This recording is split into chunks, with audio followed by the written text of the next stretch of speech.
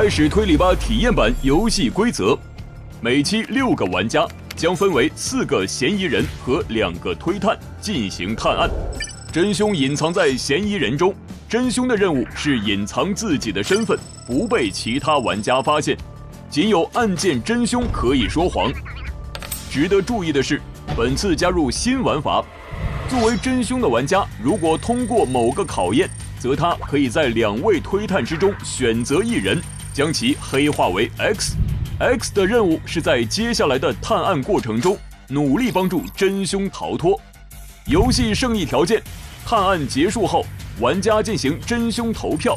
如果真凶的票数低于其他嫌疑人，则真凶与 X 获胜；反之，其他投对的玩家获胜。欢迎大家来到开始推理吧体验版，我是推吧。在开始推理吧第2季正式录制之前，我们邀请了罗拉、王能能、侯卓成、杨汝晴、黄凯、胡明浩6位嘉宾来到推镇做客，进行试玩体验。接下来就由我推吧和大家一起观看解说推镇新居民的精彩表现吧。昨天2004年6月3日是为期3天的推镇艺术学院校庆活动的第1天。想听 rapper 对不对？好听但不贵，出门左转扫码缴费。几位同学在学校的小礼堂彩排推鹅湖时，大屏幕突然出现了子道乐的求救视频。大家发现子道乐死在了道具柜中。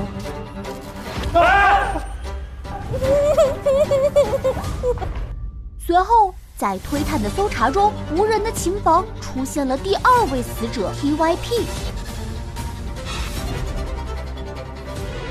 随着大家的深入调查，发现了藏在洗衣房后面的推客帝国，从而推测2位死者可能是楼主和555协同密谋作案。但遗憾的是，众人并未抓住最后的真凶，让其逃脱。没想到吧？推镇艺术学院校庆仍在继续，音乐剧《推鹅湖》的演员们在小礼堂准备演出。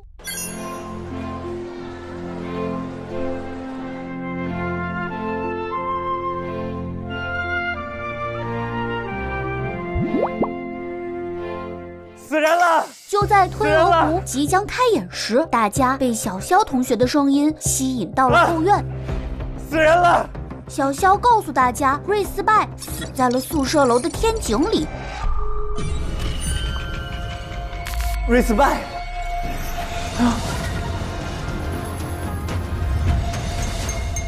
，11点20的时候，我收到一条匿名信息，他叫我来2楼天井。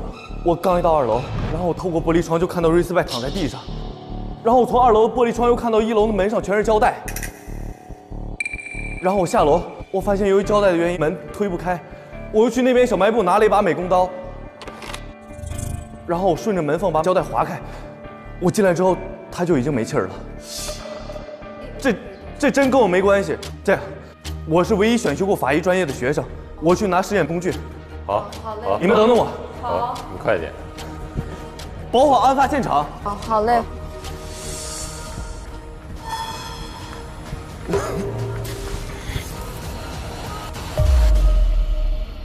开始推理吧体验版第2案推镇2004推忆怪谈之午夜的诅咒正式开始。现在是2004年6月4日，本案死者瑞斯拜是推镇艺术学院表演专业大2学生。经过初步排查，瑞斯拜的死不排除他杀的可能，而杀他的凶手就锁定在阿凯、罗罗、能能、明浩4人之中。汝晴和卓成暂时没有嫌疑，所以成为本案的推探。请2位推探留在案发现场进行搜证。哦，我们不能看啊！突然感觉你们都有嫌疑啊。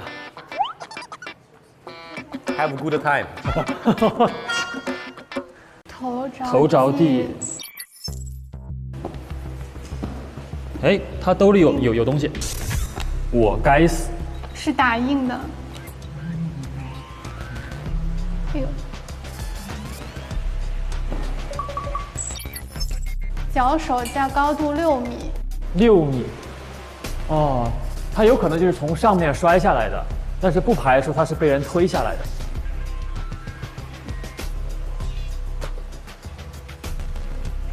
哦呦！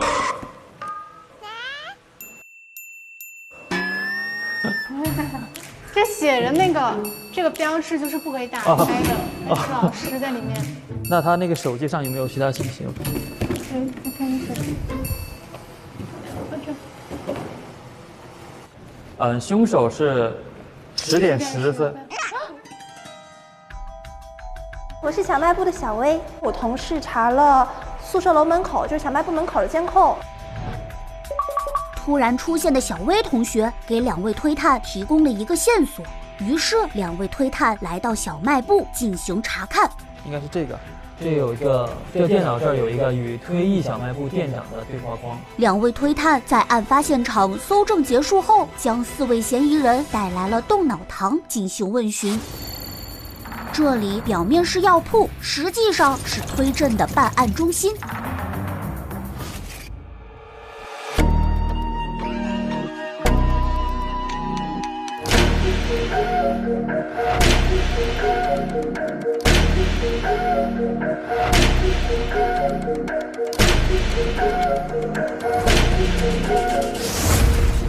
那大家都分享一下跟死者 Respect 的关系吧。我跟 Respect 是同学和室友的关系。然后呢，我是 Respect 的学长 ，Respect 是我学妹，我跟她一起排练过一个话剧。我和 Respect 是同学，我很欣赏他的导演才华，我觉得我们可以成为很好的创作伙伴。他创作很多音乐剧嘛，我也有参演过一些，但是都只是艺术上的交流。他跟我是同学关系，他对于音乐剧的造诣也是非常高的，我也非常希望跟他一起合作。Respect 姐姐是我的很好的一个导演姐姐，她平常都会帮我们一起排话剧，我也是她的话剧团里面的演员之一。好。那么我们大家都描述了自己跟 Respect 的关系之后，我们就来分享一下案发现场的搜证报告以及我们搜到的相关证据。首先说一下今天的案发情况，被害人是 Respect。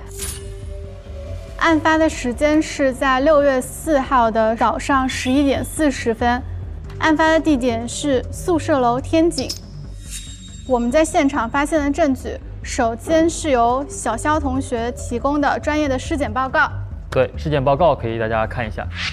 死者脚踝处有勒痕，头部受到重创，颅内出血，多处内脏器官损伤，死因是从8米高处坠落而亡，初步推测死亡时间是在6月4号的10点到11点之间。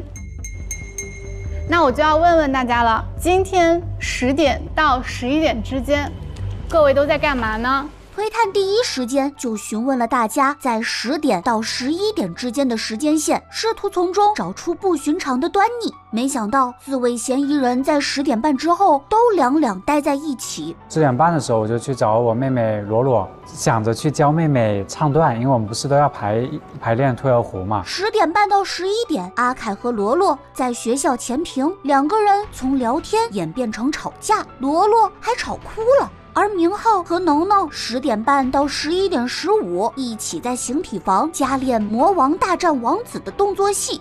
在10点半之前，罗罗在前屏看书，阿凯在录音棚练声，明浩在无可奈何边看电影，能能在道具仓库整理道具。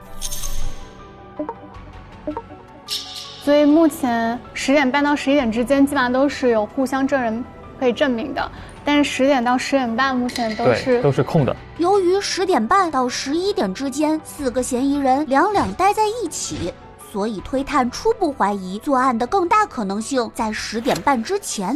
通过查看瑞斯拜手机发现，有一个未知号码在10点10分给瑞斯拜发送了一条信息。10点10分的时候，有一个未知手机号码发给了 Respect， 一条信息是到洗衣房来，我会告诉你爱唱歌跳楼的真相。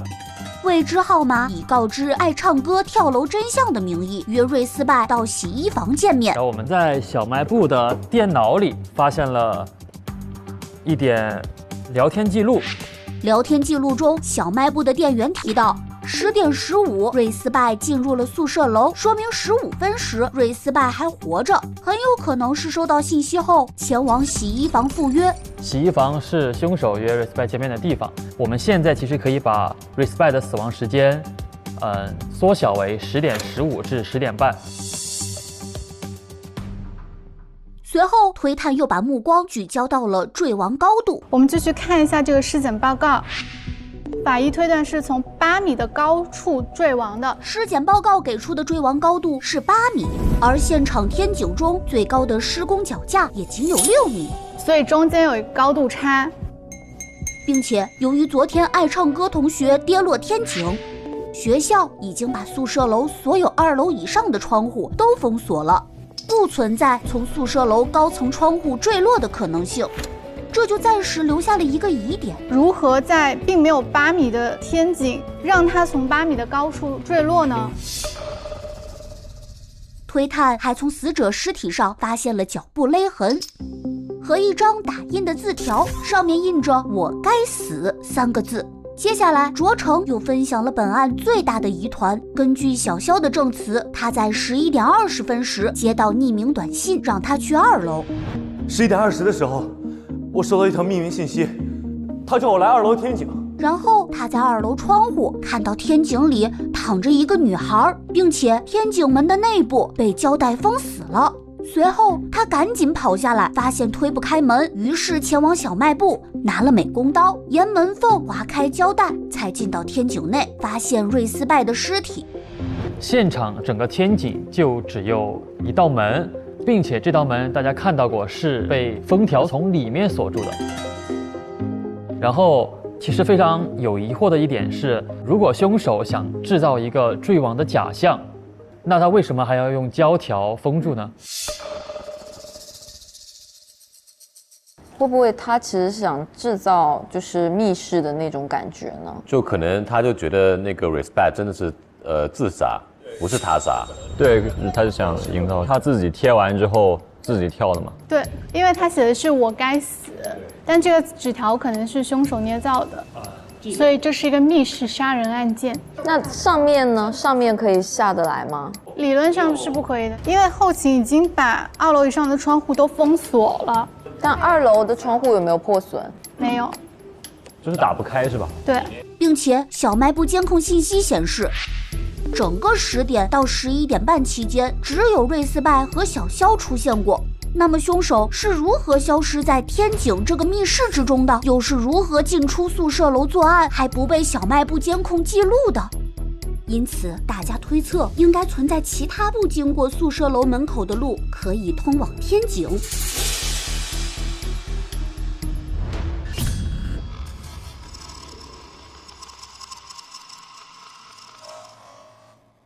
推探的分享告一段落，随后阿凯分享了自己找到的证据，使得能能心里的秘密和潜藏的杀机浮出水面。能能珍藏了一个画本，上面画着年幼的自己和一个长着9个痘印，名字叫 Canary 的小女孩，记录了2个人在国外相处的美好记忆。画着一个男孩跟一个女孩在吃饭，写什么字？这是 Canary， 金丝雀，是你。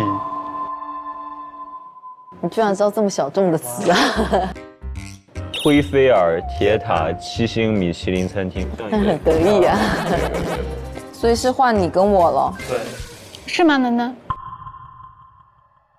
就在大家以为这个 Canary 就是小时候的罗罗时，一封绝笔信带来了反转。Terence， 就是你是吗？这个，我想和你告别，请别觉得突然，听我说一个故事吧。直到你转学来我们班，哪怕时隔多年，我也第一眼就认出来。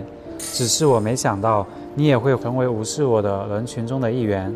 不过还是谢谢你给过我一段单纯美好的回忆。我要离开了，希望未来的你一切顺利，幸福快乐。一只不再歌唱的 Canary， 坠楼的爱唱歌。对。罗罗，他在为他而难过。把话说清楚来。大家记得昨天吗？在10点钟之后，我就在宿舍的门缝当中发现了一封信，就是你手上的这封信。就其实我从去年9月份进到退役之后，我突然看到了罗罗，然后他有9颗豆，然后他也叫 Canary， 我就认定他就是我10年前在推纳河畔见到的那位。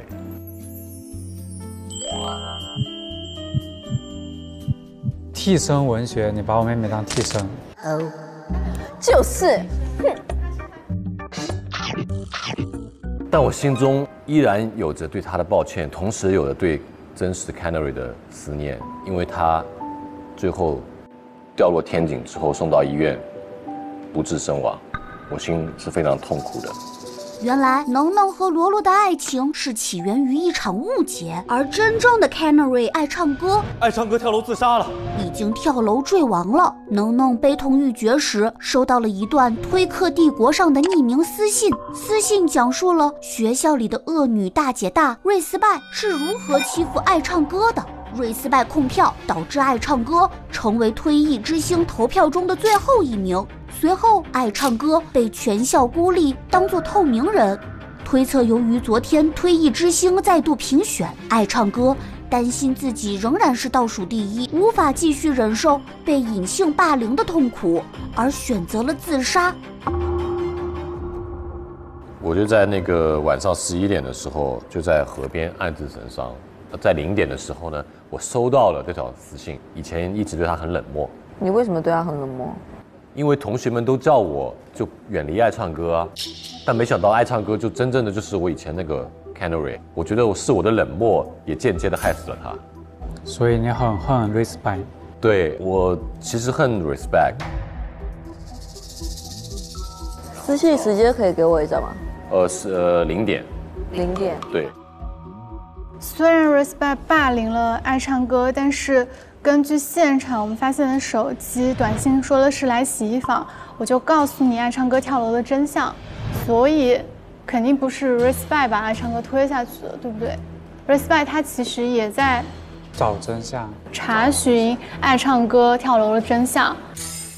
那 Respect 为什么要去找一个他霸凌的人跳楼的真相呢？这个逻辑我感觉很奇怪。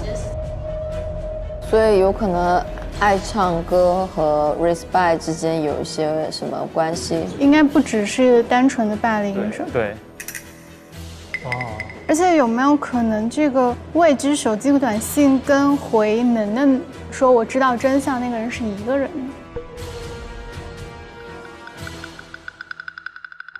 下一个证据是一块大树皮，树皮上有一个猪鼻子的印记。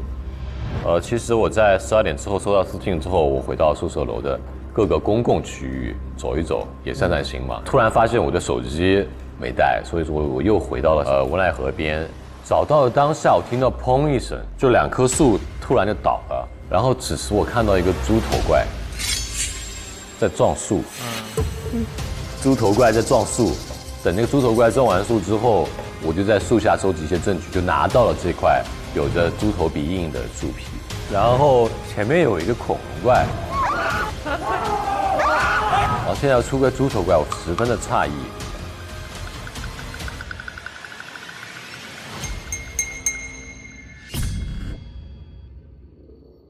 猪头怪撞树，好可怕！更可怕的是，紧接着猪头怪就出现了。罗罗找到了明浩沾满了树叶和泥土的 T 恤、裤子、道具、手铐。问询之中，明浩讲述了自己半夜变猪头怪的过程。就是我昨天晚上本来在睡觉，突然我就感觉我被打了，然后我一睁眼看到的不是宿舍里，是河边。就是看到的是2棵倒了的树，然后我就很奇怪嘛，然后我就想为什么在这个地方，就想摸把脸看自己到底是怎么着，然后我摸到了一个猪鼻子。啊，你也摸到一个猪鼻子？你摸自己的脸，然后摸到猪鼻子？对，又摸自己的头，感觉自己头特别大，然后耳朵就跑到上面去了。走到宿舍的时候，有那个宿舍门的反光嘛，发现我的头真的变成一个猪头。那就是猪头怪。我也不想被别人看到嘛，但是我又怕说，因为我一开始在宿舍，后面到了河边，是不是因为梦游，然后怕自己睡着再梦游再乱走，所以我就去了道具仓库，拿了一个那个手铐。所以拿完了之后就直接回了寝室，然后把自己靠在床上睡着了。大概知道你什么时候回寝室的吗？这个不知道，我只知道是在12点过，因为我那个时候也没有心情看手机或者确认时间之类的。然后是明浩的床底下有一个带着血的衬衫，是为什么呢？是我变成猪头怪之前，就在写我自己那个 rap 的歌词，突然听到走廊上有急促的脚步声，还有那种哼哼唧唧的有点痛的那种声音，然后我就有点好奇，我就把宿舍拉开了一条门缝往外看，然后我看到一个浑身缠着绷带还在渗血的人，死的活的？活的，因为他抱着一个东西在往楼道走过去，就那个人还在到处看，然后我就抓紧悄悄把门掩上，我怕他看到我。确定他走远了之后，我才敢出去看一眼。人确实是不在走廊上了，但是我在楼梯口就看到了这件那个全是血的衬衫。明浩先是捡到了浑身是血的绷带人掉落的血衬衫，又在梦中惊醒，发现自己变成了猪头怪。而这一件件离奇的事情，好像跟一篇帖子有着种种关联。罗罗在明浩的电脑里找到了一篇校园推吧讨论帖，帖子里讨论了瑞斯拜执导的音乐剧《猪透》。猪透讲了一个童星在年少成名后逐渐迷失自我的故事，由今年退役之星最后一名胡杰主演。猪透取自猪头的谐音，而这个名字正是明浩取来嘲笑胡杰的。看起来好像你跟这一部剧《猪透》的男主角有一些不太好的关系，请问是什么原因呢？谈不上恨他吧，就有点讨厌。就是应该是去年3月吧，他转来了退役我们专业，但是我那个时候就光顾着跟罗罗谈恋爱，没怎么在意他。但是我睡觉的时候总听见有人打呼噜，那个呼噜就是高高低低，然后断断续续，这个鼾声啊就已经影响到了我的睡眠，以至于有几次演出的时候，我在台上边 rap 边打哈欠，所以我就是必须要找到这个打鼾的人，我就趴着每个宿舍的门上就挨个在听，终于发现是从阿凯和胡杰的宿舍传出来的。我就去敲他们宿舍的门，然后门开了，胡杰不在，只有阿凯在。然后我就问阿凯是不是胡杰每天打呼噜，然后阿凯说是胡杰。然后我当时认为这个胡杰是那个打鼾的罪魁祸首。对，这就是我跟胡杰的恩怨。因为胡杰的鼾声影响了明浩演出状态，所以为了报复胡杰，明浩给他取了猪透的名字。胡杰让我在演出中出丑，我也要让他在这个尝尝这个出丑的滋味。大家猜测猪透和明浩变身猪头怪可能存在着关联，无独有偶，阿凯也在昨天半夜经历了一段离奇的事情。被单、床单、枕套跟他的裤子。好，可以看，我们把床单铺开来看，真的是不是有什么有水印啊？其实尿床了，尿床了，整个是湿漉漉加血迹的。昨天晚上我快睡着的时候，就迷迷糊糊中感觉浑身剧痛，然后睁开眼一看，发现我的身上长了很多伤口，就凭空长出来的，就我的胸口、还有肚皮、还有四肢都在开裂，然后还在渗血。本能的反应就立刻从我的床底拿出了我的医药箱，然后给自己包扎。我之前跑龙套经常受伤，所以我就很会包扎。包扎完之后，我就把这些衣服换下来，然后拿去洗衣房了。所以明浩看到那个人应该是我。然后我看到一个浑身缠着绷带还在渗血的人。我跑去的路上确实又很疼，然后一直在渗血。好恐怖，我不看了。大家可以看一下啊，是一个模糊了的一个影子，在小卖部当中偷一些东西吃。对，他特别喜欢吃龙须酥，你看他把所有龙须酥都拿出来了。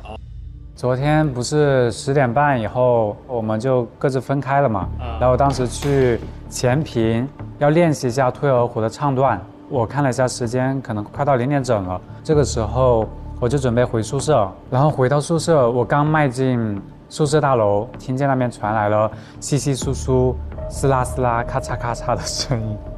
我觉得不是小偷，就是怪物，因为我们昨天也看到一些怪物嘛。然后这个时候我赶紧吓得往后退了一步，躲在墙角上，用手机悄悄地拍了一张，然后发现是一个黑影，然后地面都是龙须酥，然后他还在疯狂地吃东西，感觉像饿坏了一样。你看到之后，你有做什么吗？你有告诉其他人吗？你告诉胡杰吗？很奇怪一点是，胡杰没在宿舍，我也没见到他。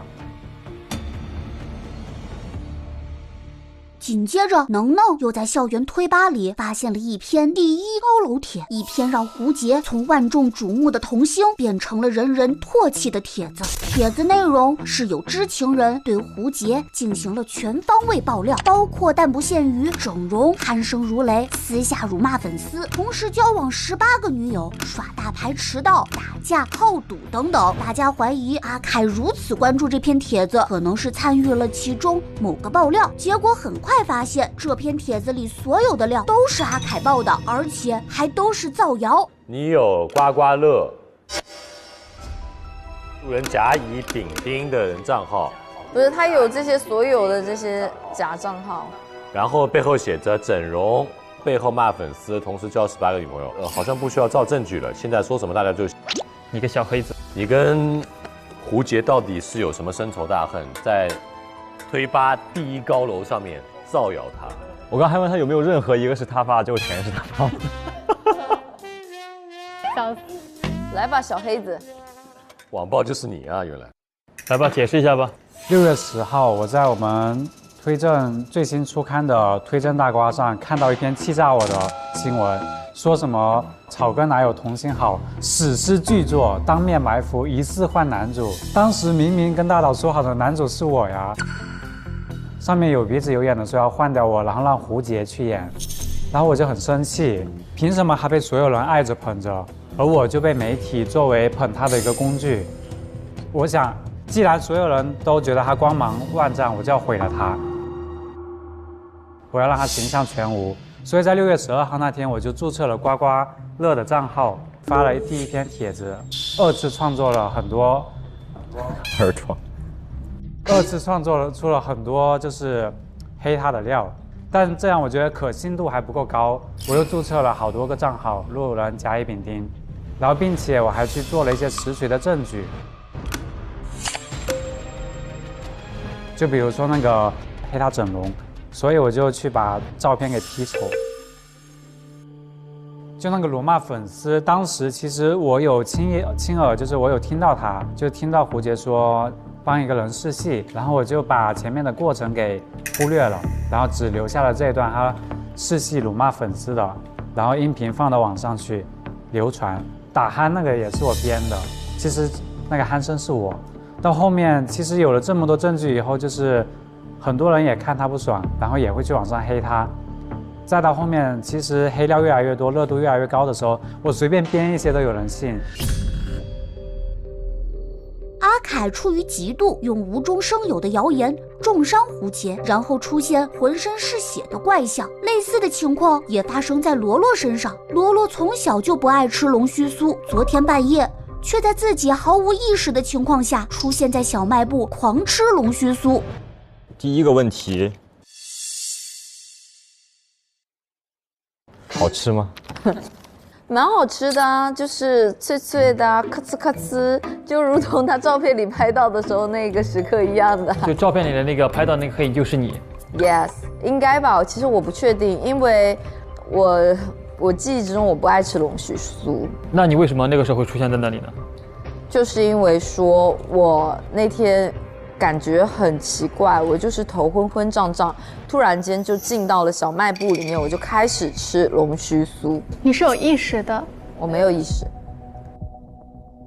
另外，明浩还找到了罗罗和爱唱歌的聊天记录，记录了一直以来罗罗用情感绑架爱唱歌为自己服务，又在爱唱歌成为了退役之星最后一名时彻底无视他，为爱唱歌轻生的想法加上了一根重重的稻草，让我快要窒息。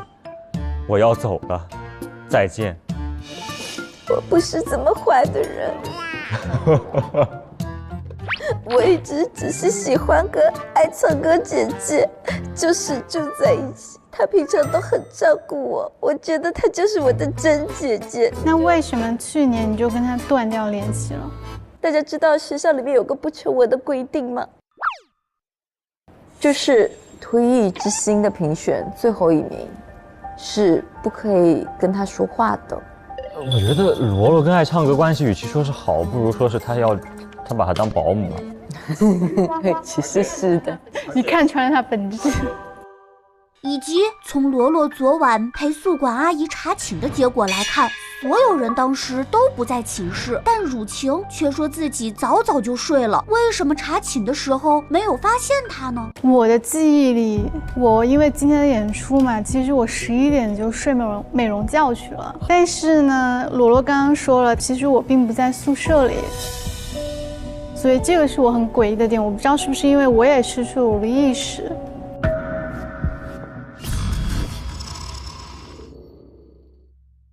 归纳出来一个点，就是我跟阿凯和罗罗其实都有霸凌的行为，一个是造谣，一个是给人起外号，一个就是那个冷漠，所以我们身上都出现了这种灵异现象。对象不同，所以可能我们身上这些现象是对我们霸凌的一个惩罚，所以可能在这个学校里有某个这样的机制来惩罚，让这些霸凌别人的人受到报复。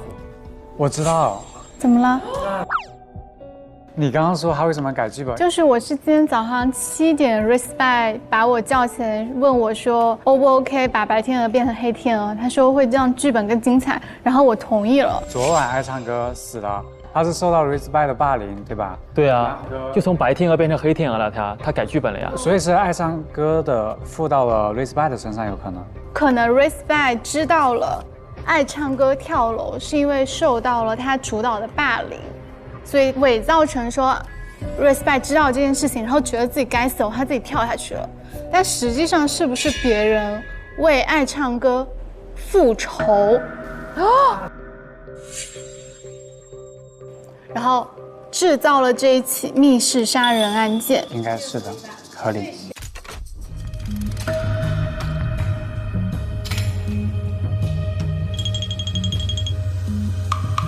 接下来将进入 X 确认环节。在本期节目中，作为凶手的玩家都将面临 X 的考验。如果真凶玩家在考验中取得成功，则他可以在2位推探之中选择一人进行黑化。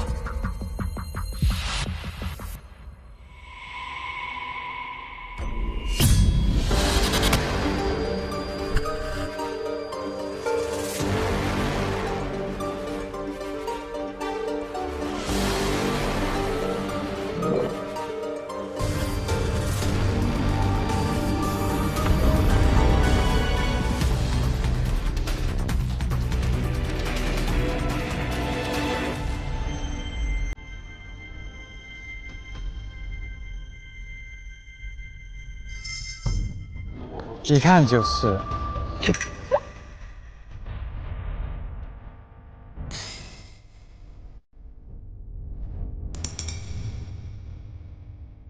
别指我，指我的绝对是你。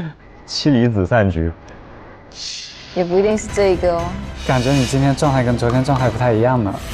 到底是难掩笑意的汝晴，还是故作镇静的卓成？或者本案根本没有 X 呢？先卖个关子，我们继续看下去。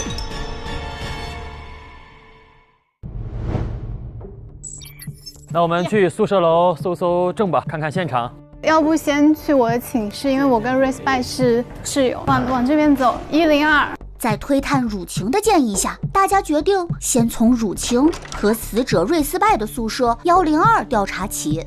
这有个电脑，还有笔记本。来看一看，这是 Respect 的账号。对，登录。哎呀，他给3个人发了信息。阿凯，先看看啊。今年退役之星，不要给爱唱歌投票，否则我的音乐剧你就别演了。好妹妹，今年退役之星，不要给爱唱歌投票，否则只要是我的音乐剧，你就别再想演了。Respect 又号召大家不要给胡杰投票，否则音乐剧就别演了。就是 Respect 就一直在霸凌大家呀。给我一个你贴身用品有急用。阿凯说啊，什么用 ？Respect 说想给你量身定做一部剧，用你的贴身物品编桥段。阿凯说这么有意思，10厘米增高垫够贴身了不？10厘米增高。然后 Respect 在11点的时候，让罗罗也要给他一个贴身物品。Respect 就说：“你会是我所有剧本的女主角。”换女主了。姐姐终于看到我的才华了，我的贴身物品就是这本书《如何征服英俊少男》。他本人真的有这本书。OK。浩给了一个2B 铅笔，中华牌 ，Made in China。跟吃就行。每个创作者必备的随身好物推荐。找一下有没有贴身物品啊？我要找一下2B 铅笔。你要画眉毛是吗？对。哎，照片。这照片怎么回事啊，如晴？小星星福利院，你是收养的？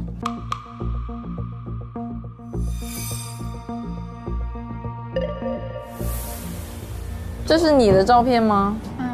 啊，我跟我爷爷。但这个我其实没有告诉任何人，除了我的好室友。好，我们现在去101罗罗跟爱唱歌的宿舍。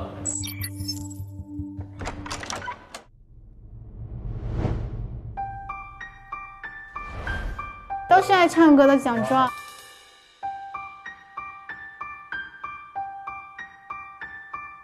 什么？大家来看这个。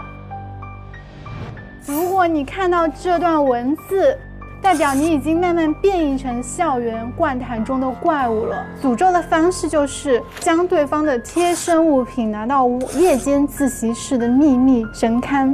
那么你们3个人，阿凯、罗罗和浩，昨天晚上都变成了怪物，原来是因为 Respect 拿你们的贴身物品去诅咒了。大家在罗罗的宿舍里发现了一段不知从何而来的文字。上面提到了他的贴身物品被放在了夜间自习室的神龛上，被下了诅咒。罗罗承认自己去夜间自习室检查过，发现自己的贴身书的确被放在神龛上，而且背面被贴了诅咒，变成白幕后的怪物，失去身体的控制权。先看看我们宿舍。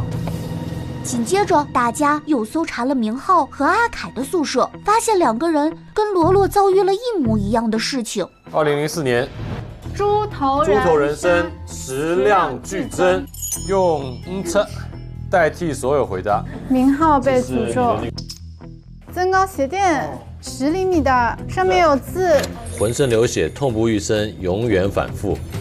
这是对你的诅咒啊！对。我就是无意间有看到那个纸条，然后我就去夜间自习室，发现有个神龛，里面确实有我的增高鞋垫。我感觉我这下面有什么东西。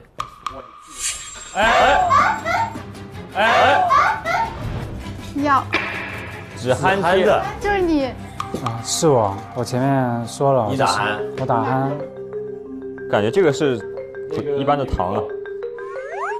这儿。这是什么？如果你看到这段文字，代表你已经慢慢变成异变校园怪谈中的怪物了。所以所有受诅咒者都会有这段文字。好像最后都是在夜间自习室找到的。我们要去，那我们就去夜间自习室看一看吧。走吧。你先走。我垫后。其实是我垫好，你在中间。他们都是被神秘文字提醒后，去夜间自习室，才发现了自己被诅咒的事情。有密码啊？密码是6位字母，我觉得跟颜色也有关系。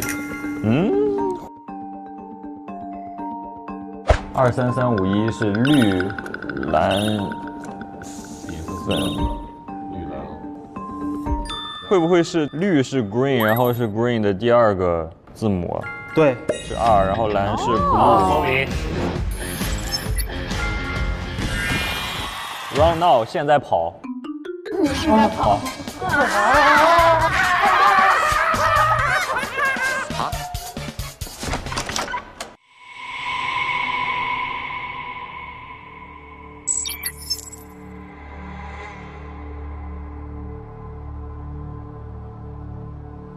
来吧，来吧，来吧，来吧。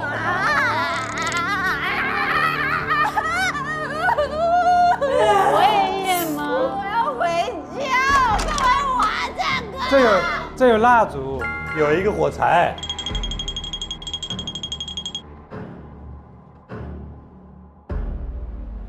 哎，各位，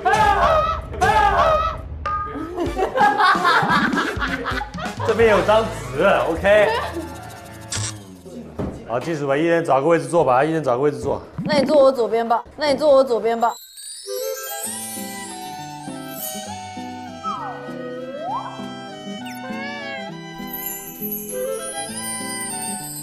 坐哪安全一点？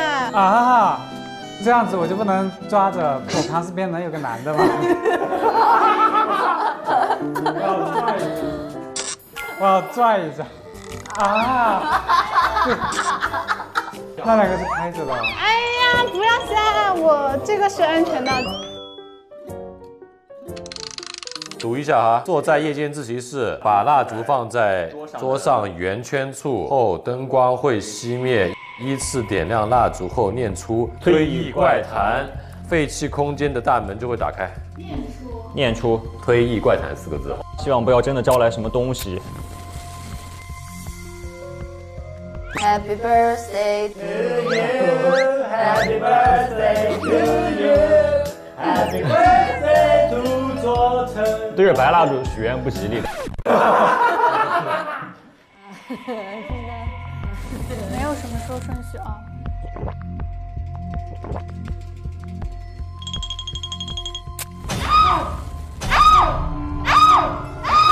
哎呦，吓死我了！好运来祝你好运来。你帮我点了，我要这个防止被突然的声音吓到，别烫到自己啊！好运来，我们好运来。准备，一起念，3、2、1，推意怪谈。开了，已经开了。走吧，过去吧。这真的是非常黑。哎呀，好吓人哦！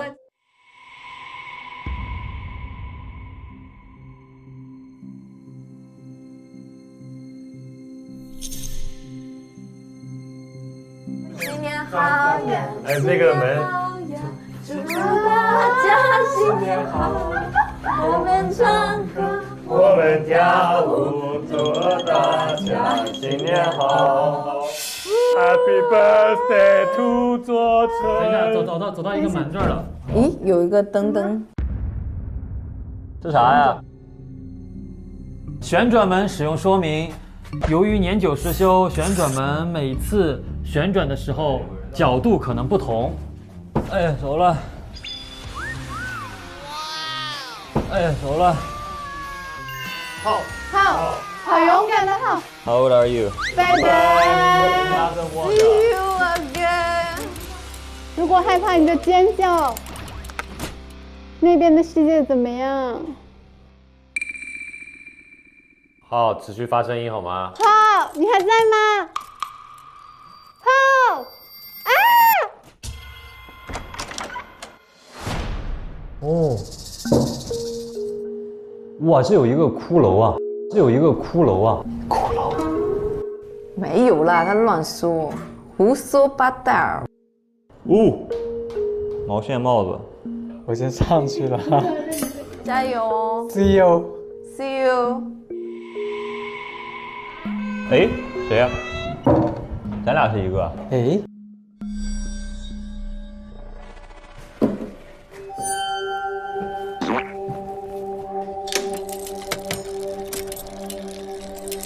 我们转的不一样。对。不行，我好怕，我不行，babe。我真的快哭了，求求你们不要吓我吗？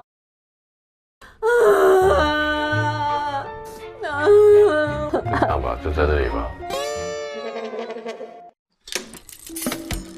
不要吓我们哟。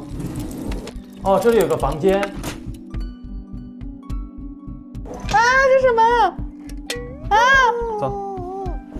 等一下，我还没呢。走。这有坡吗？有一个台阶，来。等一下，这有个台阶。迈一个台阶，慢点。下了。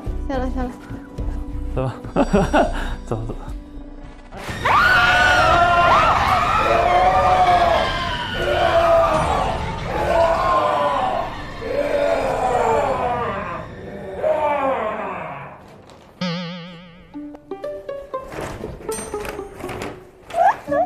结束了吗？结束了。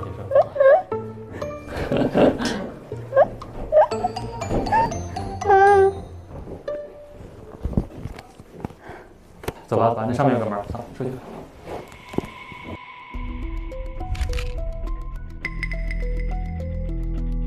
你去推这个门，我不敢。等一下，这个要开锁。等一下。瑞斯拜的秘密空间，每次离开秘密空间的时候，都要提醒自己把钥匙藏在废弃厕所和废弃岩室。这秘密空间。所以他们是不是在废弃岩室？我们是不是可以沟通一下？你们能听到吗？听得到。我们这边我念给你们听啊。啊？我们这边需要2把钥匙，一个在厕所，一个在岩室。浴室。岩室。你们谁在厕所？谁在浴室？哎，钥匙。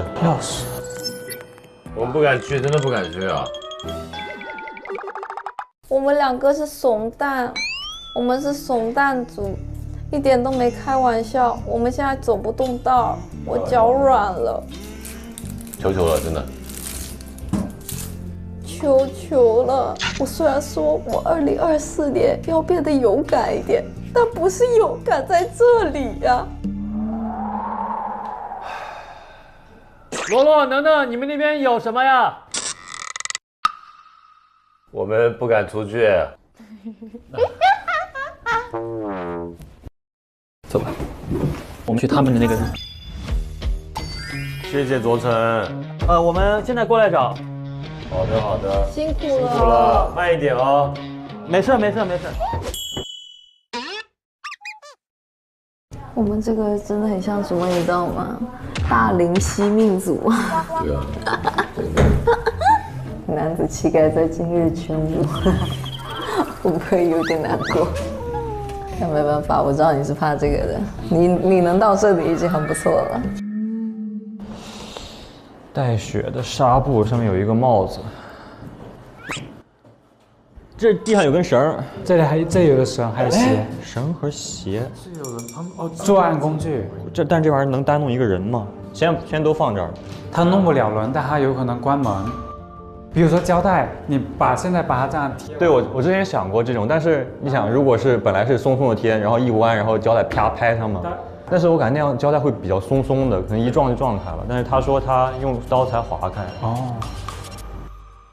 咱们研究一下这个东西吧。哦。这个绷带会不会有什么线索啊？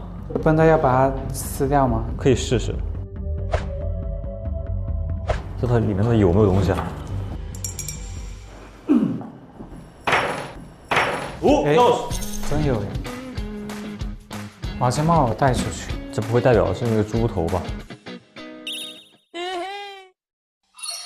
我们应该直接走了。哦，这是密道可能。对，有2把锁呀。我们是不是有一个钥匙？这个是不是得等他们来？我们要等厕所的钥匙。哦。等一下，要不我待在原地蹲着？不要，你蹲着你更害怕呀。我不敢看。镜子。这上面有那个什么？好，我们已经下过一次我们了啊，我们是 VIP 赠送过来的，别再下了啊。我们是保送的。对，我们是过来帮忙的，我已经下过我们一次了啊。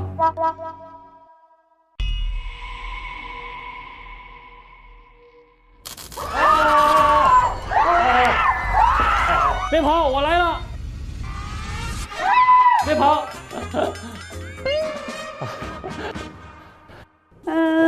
然后呢？走吧，再往前走。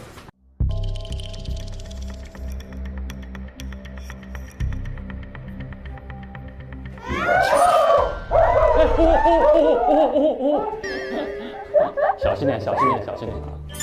哎，这个门是打开的。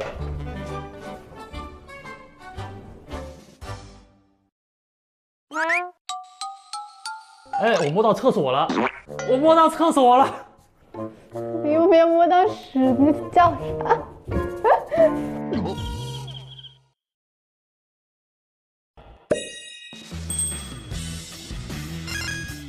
Hello， 怎么那么高啊？用钥匙把另一个锁打开。哦，走吧。哇！在瑞斯拜的秘密空间里，大家发现了一个比宿舍2楼更高的阁楼，看起来更符合8米坠亡的高度。这个地方可以制造人被摔死的那个东西，就是那个绳，真的。就有个滑轮儿。 这个阁楼窗外还有悬挂着的滑轮装置，大家推测瑞斯拜就是在这里被绑着的，所以脚部有勒痕。哎，那底下贴了一个字：小礼堂后门。从阁楼窗外向下望去，还有一个小礼堂后门，是大家此前并不知道的密道。找一下有什么东西吧。哎，这个什么东西？这画是我画的。 这是我心里面影响我最深的一件事情，就是 Respect 他是我的室友嘛，然后他也是我的好朋友，然后其实我从来不会告诉别人说我是我爷爷从福利院里捡来的，对吧？我只告诉了他，因为我非常信任他，但是我没有想到他会跟别人说，然后这个是我偷听到了，他跟别人说啊，你们知道吗？汝晴是孤儿。 我完全没有想到这件事情，然后因为我是孤儿的话，大家就会莫名其妙的就来霸凌我，可能就会说，哎，撒谎精啊，没人爱跟你玩，永远没朋友，可怜虫什么，这个就是我被霸凌的画面。然后可以看到这个 Respect 他就从旁边很轻轻的走过。我觉得所有的脏水或者说我受到伤害，其实都是由他而起，他浇到我头上的。他是 Respect。对。 但是我也不知道为什么他在这里。你本来放在哪里呢？肯定在我的宿舍里，可能在我的床下。然后现在在这里出现，可能因为 Respect 也知道了这件事情。这有个密码锁，这也是字母的密码锁。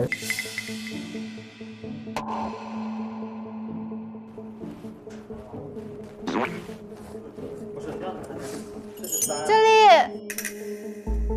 有一个纸条。哎哦，在我的秘密空间思考一晚上，决定明天一定要说出真相。04年6月3号，他打算第2天说出真相，但是第2天他就死了。真相是什么呢？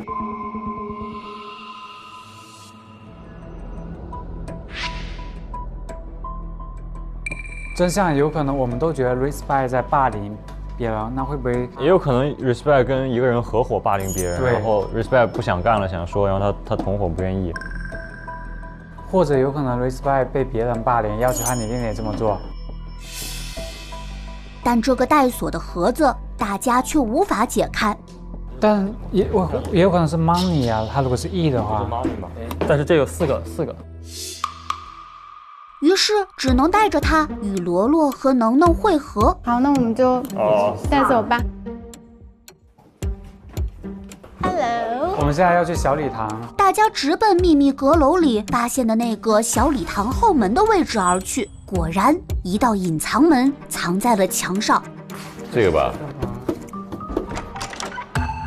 哦，看这个就是我们刚刚看到那个。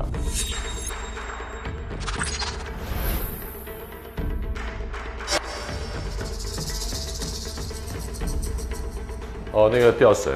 哦，下面是什么？上面有一个地图，这还有口罩，一个迷香叫迷庸了，吸入后立即昏迷，1天1夜后方能苏醒。这是一个沾满血迹的一个对药盆，这个应该是封门的那个胶带。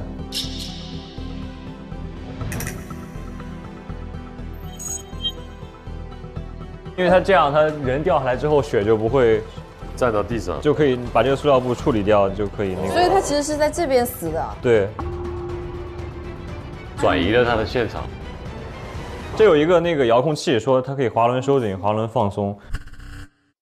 如果一个人绑在上面的话，它其实就可以通过这个吊上去。哦，这是个暗门，你看反面有字。我听到了你骂 respect， 我可以给你提供一个杀人计划，如有兴趣请回复说 OK， 为了我们的安全，不要碰面，隔着门传条。OK， 你可以这样做。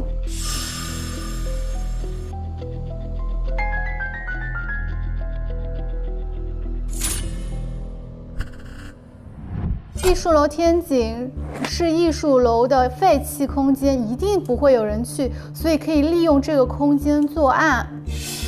他指了一条明路，就是 respect 肯定是死在这里的，因为这里有血迹。是，而且勒痕应该就是绳子挂着他的腿，对，然后再控制移上去。这里就有8米，对，这个地方就有。这里写的是天井，我们现在在天井，对不对？对，天井可以通向洗衣房，哎。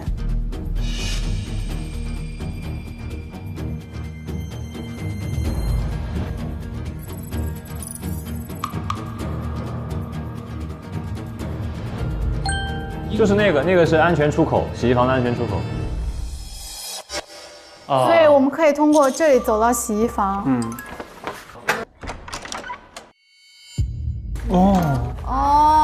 穿过来了。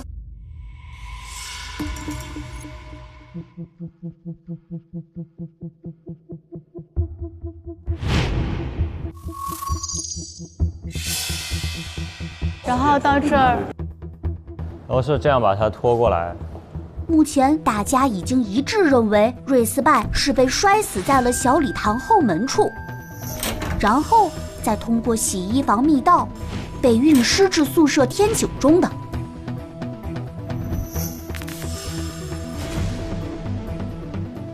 那会不会有一种这个是误导我们呢？让我们觉得是密室，但其实他把它放到之后，然后又走了，然后就是想用什么办法把它封掉，然后大家都以为是密室。他在外面封不掉里面的。对，因为封了一定是外面。对啊。大家带着全部的证据，再次回到了小礼堂，避开小卖部监控的运尸路径，已经有答案了。但凶手又是如何从看起来是胶带密室的天井中逃脱的呢？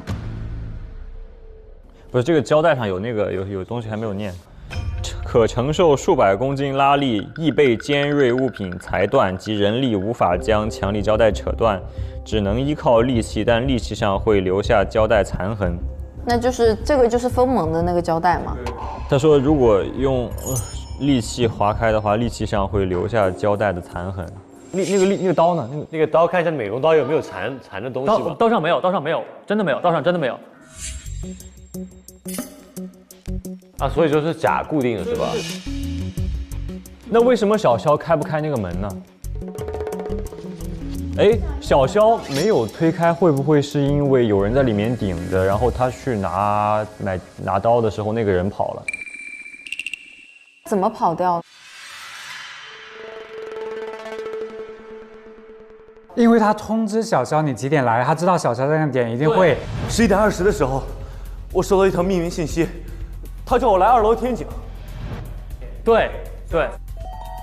凶手先是在天井将门和门框用胶带粘住，随后割开胶带，发短信喊小肖到2楼看到尸体。此刻，凶手躲在天井门外。有一个点，就是在2楼，他可以看到天井的全貌。哎，天井有可以藏的地方吗？他应该明确知道他会去2楼看，在这个时间点，他人可能就没有在那个空间里。然后在他下楼的瞬间，他先跑过去抵住那个门。小肖从2楼跑下1楼时，凶手在躲进天井门内抵住门。小肖尝试推门无果，去小卖部拿美工刀的时候，凶手趁机离开。小肖拿好刀回来，本能沿门缝划开，然后进到天井，发现瑞斯拜死亡。至此，大家推测出了凶手的脱身手法。他就让他以为是密室。小乔不是拿刀去划嘛，结果刀上没有残留的那个胶带，说明说它不是墙缝上的。他如果真的被划开了，美工刀上面是有痕迹的。对，所以说凶手就根据那个门出来之后，就从洗衣房然后再跑出去了，因为凶手是知道这个作案路线的。随后，大家试图再从每个人的故事中寻找出一些蛛丝马迹。汝晴首先将怀疑的目光放到了能能身上。我抛一个新的假设，就是如果 Respect 的死是针对霸凌者的一场报复，以及罗罗、阿凯和明浩受到的待遇都是针对霸凌者的报复，那么在自习室里做这个仪式希望报复的人绝对不是霸凌者本主 Respect 本人。那有没有可能从一开始就是能能已经把 Respect 迷晕了，然后用 Respect 的账号去要了你们的信息？现在的导火索都是爱唱歌死了，所以 Respect 才死了。那谁会对爱唱歌的死有那么大的触动？一个是曾经很爱他的一个人，坠楼的爱唱歌。对，掉过天井之后送到医院，不治身亡，我心是非常痛苦的。我其实恨 Respect。一个是他曾经很好的一个妹妹，所以你俩都是有动机的。但我可以跟你们说呀，就是其实我也很想要认错，就是因为爱唱歌是我很好的舍友，但实际上我一直都在浅显的霸凌他，因为他对我很好嘛，他一直把我当做他的妹妹一样，所以说每一次我都会完全不节制的去要求他替我做很多的事情。然后我现在就发现我其实是挺后悔的，但是我还没有到那么的想要替他复仇的那个程度。我确实是会觉得说，哎，他居然就真的死掉了这样子。所以你是查寝前变成了那个吃龙须糖的人。对。所以你对 Respect 产生杀机是1点前，因为你喝完茶才去查了寝，1点查了寝。嗯。哦，你当时已经清醒了。因为你是对 Respect 有杀意的嘛，就是且不说杀意是强还是弱，你至少对他是有杀机的，所以你就暂且不能被排除掉，因为我们在找的是1点到2点后对 Respect 产生杀机。其实我有一个新的想法，就是罗罗这个人呢，你看，她谈男朋友是找她哥哥的一个平替，然后昨天她哥哥死了，她都没有动手杀人。所以他更加不可能因为一个被他利用的一个爱唱歌姐姐跳楼了就杀人，对不对？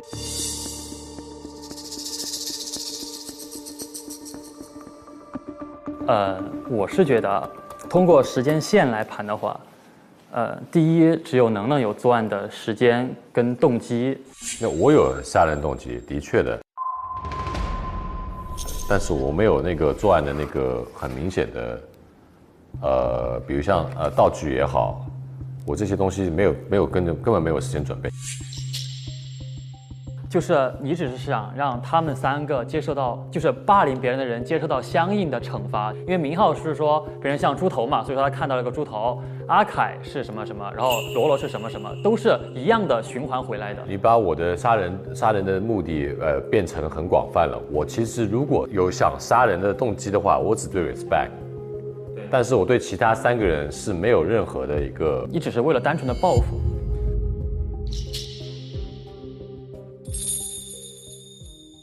你俩都有可能。就是我证明我的那个杀机产生在2点10分以后，就是因为我一睁眼那2棵树已经倒了嘛，所以他肯定就至少是2点以后了嘛。还有。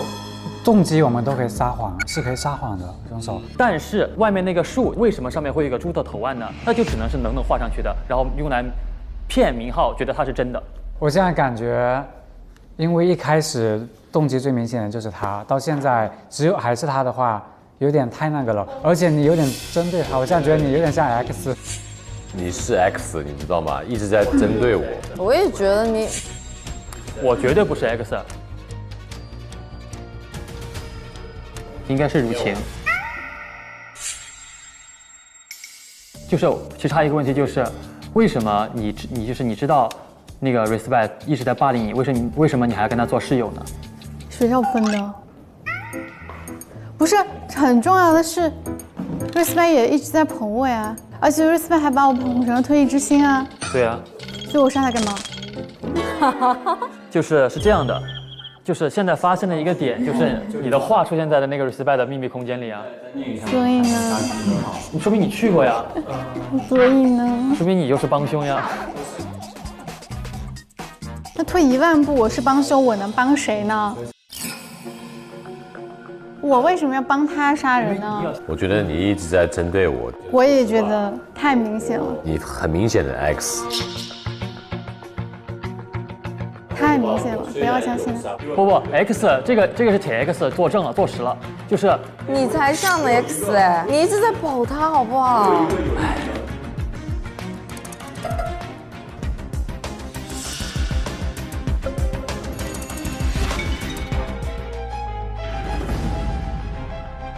投票吧。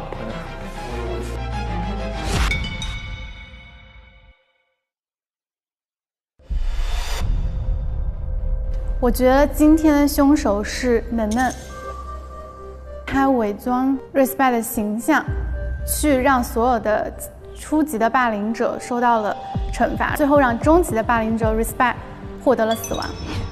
我投给的是明浩，是因为我觉得从目前来看，投能能的人会比较多，然后我觉得凶手应该在明浩和能能之间。如果说真凶是明浩的话，但大家如果都投了能能，我们就输了，所以我要给明浩投1票。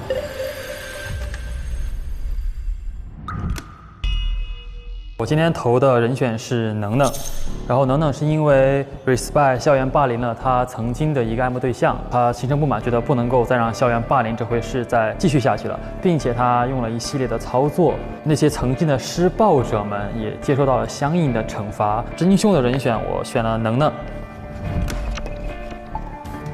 我投的是明浩 ，X 是佐成。希望我能赢吧，哈哈。我自己本身不是那个杀手，所以真凶是。其实很纠结，但是我最后选了。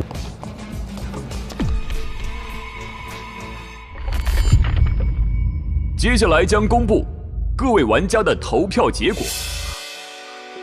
经过大家的投票，我们的投票结果是。有3位玩家获得了票，获得0票的是阿凯。在另外3位玩家当中，谁的票数更高呢？接下来我宣布，有1位玩家获得3票，他就是明浩。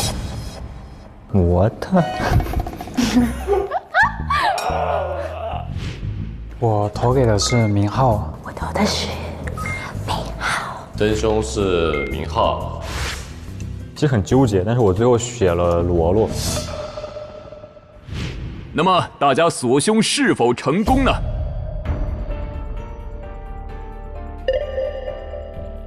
大家锁凶失败。本案的真凶就是罗罗。你死我啦！不好意思。哇，太惨，我投对了。请本案真凶走向本案 X。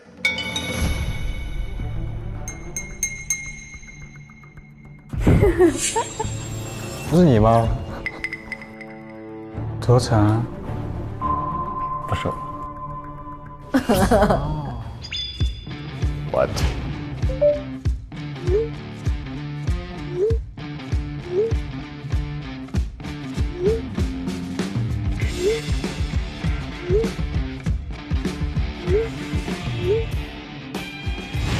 那谁会对爱唱歌的死有那么大的触动？一个是曾经很爱他的一个人，一个是他曾经很好的一个妹妹。我还没有到那么的想要替他复仇的那个程度。且不说杀意是强还是弱，你至少对他是有杀机的。就是罗罗昨天他哥哥死了，他都没有动手杀人，所以他更加不可能因为一个被他利用的一个爱唱歌姐姐跳楼了就杀人，对不对？你俩都有可能。那就只能是能画上去的，然后用来骗明浩。我觉得你一直在针对我，我也觉得太明显了。你才像 X 哎，你一直在保他好不好？你有点针对他，我现在觉得你有点像 X。你很明显的 X。Oh yes, baby 。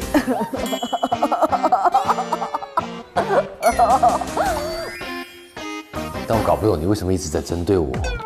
对啊，很奇怪。他是真情实感的觉得是你。我那时候就想，哦，谢谢，然后卓哲帮我在疯狂的踩你。就进行到今天，其实我们还是有非常多未解之谜。像第一天的时候，我们就听罗罗介绍了校园怪谈，到现在我们都不知道怪谈是真的还是假的。推忆7大怪谈，以及我跟能能那天去琴房明明没有人，为什么他会自己弹奏？接着呢，我们还记得那天的聊天记录，小西和小南说我们不记得了一个人，那他们忘记了谁呢？今天的案件就是谁给罗罗递的杀人计划呢？接着我们在 Respect 里面的那个密码箱现在还没有打开，而且现在你们3位都受了诅咒，它有可能被解开吗？然后我身上的未解之谜就是罗罗说他查寝，为什么我会不在呢？所以其实现在还有很多诡异的事情，我们都还没有解开。同学们，现在是6月4日晚上8点，请预约参加推忆神秘艺术展的同学，12点准时到图书馆参加活动吧。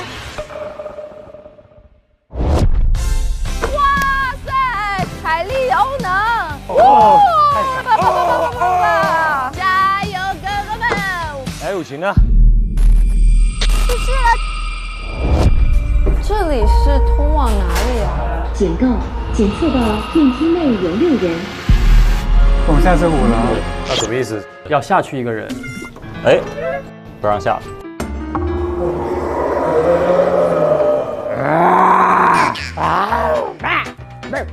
现在是谁在抱着我？现在是谁在拉着我的手？